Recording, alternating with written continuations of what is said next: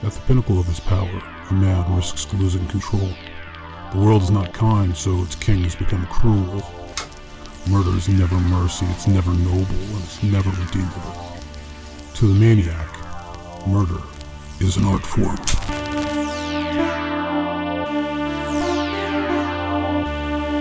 What is happening? For God's sake, answer me.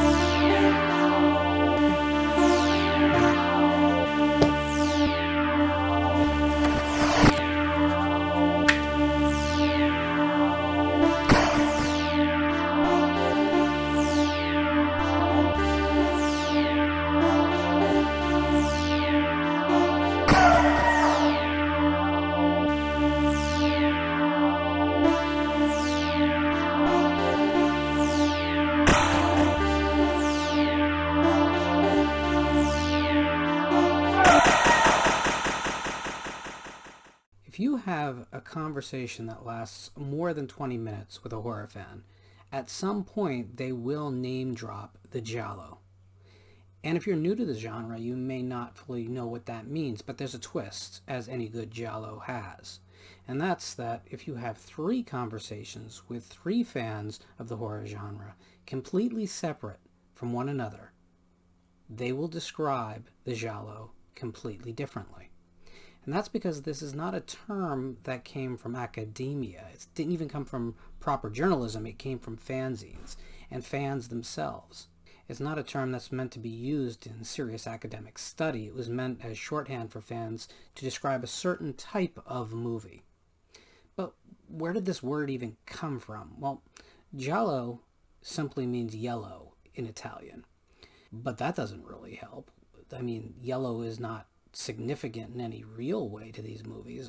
After the close of the Second World War, Europe was struggling financially, and that included the publishers. As a result, they looked to try and open up as many markets as they could that beforehand they might not have looked to.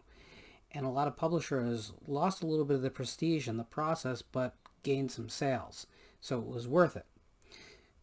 One market that was fairly untapped was the working class men of the time period. You have to remember, this is before internet, this is before televisions in every household. Men looked to reading for entertainment, but they were always looking for something a little bit more violent, a little bit sexier, a little bit more of an escape from their everyday life. And these testosterone-fueled novels would become the Giallo. Typical ingredients of a Giallo might include anything from the criminal underground or corrupt cops, blackmail schemes, inheritance schemes, escaped psychopaths, spies, conspiracies, secret societies, heists, basically anything that you would think of as men's fiction today. Now, I know it's not popular or politically correct to say men's fiction anymore, any more than it is chick lit, but to be honest with you, at the time, that's exactly what this was marketed as. If you looked at the covers, there was always strapping, heroic-looking men, and there was always scantily clad women. In fact, because there was some censorship to deal with, all those scenes were just always the frame before the big violent set piece. They were always just an illustration of the moment before the moment you wanted to read about. These novels were extremely popular, and they absolutely helped write the publishing industry in Europe. And in Italy, a lot of these titles were actually licensed translations of English titles, so you would find older titles by 10 years, 15 years, 20 years from Britain and America being republished with more lurid titles for the market. And lurid titles were important because you had to let your consumer know what they were getting, but a title wasn't really enough. The publishers needed to somehow show at a glance what the consumer was getting. So it became routine to have a yellow cover with a circle, oval, or square picture within it, and that's where the artwork would be, the lurid artwork. And then you'd need a title above that illustration, and it had to be kind of poetic, but it also had to be a gut punch. And that's how we got titles that reflected both the ferocity and the need for social acceptance. That would carry on to the film world too, where we get films with ridiculously poetic titles that have very little to do with the movies themselves. And a lot of those titles would then be retitled when they got to America with more base and obvious titles because it was easier in America to market them that way.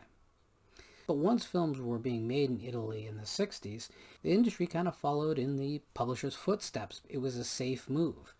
And so we started to see a lot of those same common denominators from the paperbacks being made into films. At first, there was a lot of different elements being adapted from those novels, but in time, it refined itself as a subgenre into what we know it as today. But the core of a giallo always was mysteries and violence. Violent mysteries. But that term was only ever going to be used if the movie itself was gratuitous and exploitative. If it was a nice film, a respectable film, if it was a Sherlock Holmes adaptation, then you would never ever hear it referred to as a giallo. Now, pinpointing the first giallo is impossible.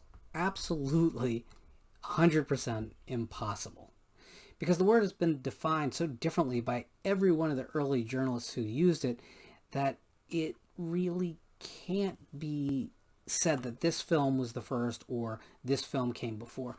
But no matter how you look at it, Mario Bava's 1-2 punch in 1963 of The Girl Who Knew Too Much and in 1964 of Blood and Black Lace really set the direction of the subgenre. There was no turning back at that point.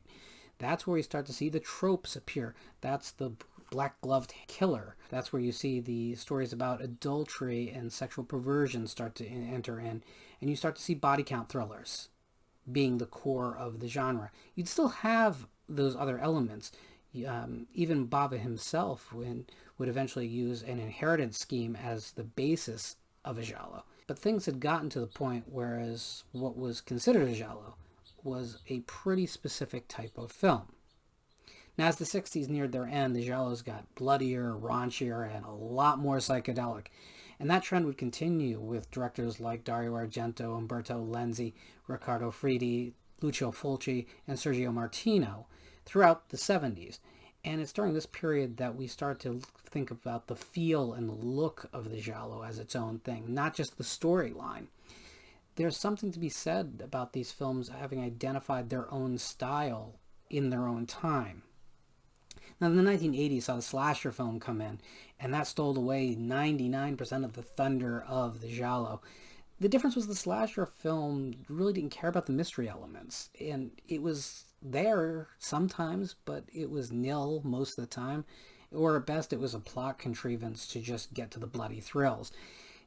The original Friday the 13th could be, if you really stretched things, called a giallo, I guess, because there is a mystery of who's committing the murders, but the film spends zero time worrying about it until, of course, the reveal at the end of the movie, in which case you really haven't been wondering who's committing these murders all along anyway.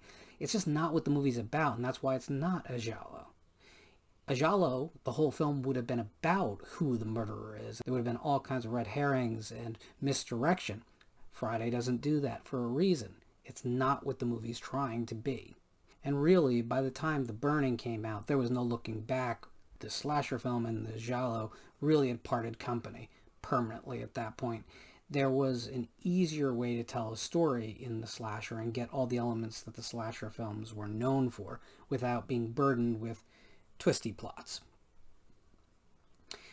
Like any great movement in art, the giallo is probably best left as a reflection of the time in which it was created. From the mid-60s through about the mid-80s at the very latest, there was this absolute explosion of films in this field. And while there's been new productions that have tried to recapture the lightning in a bottle, it just doesn't really work. At best, it's a homage or a parody, but it never feels like a legitimate addition to the canon. And that's because the psychedelic influences, the mystery elements, the pulp novelization adaptations, all that is from a bygone era. We just don't work that way anymore when creating films.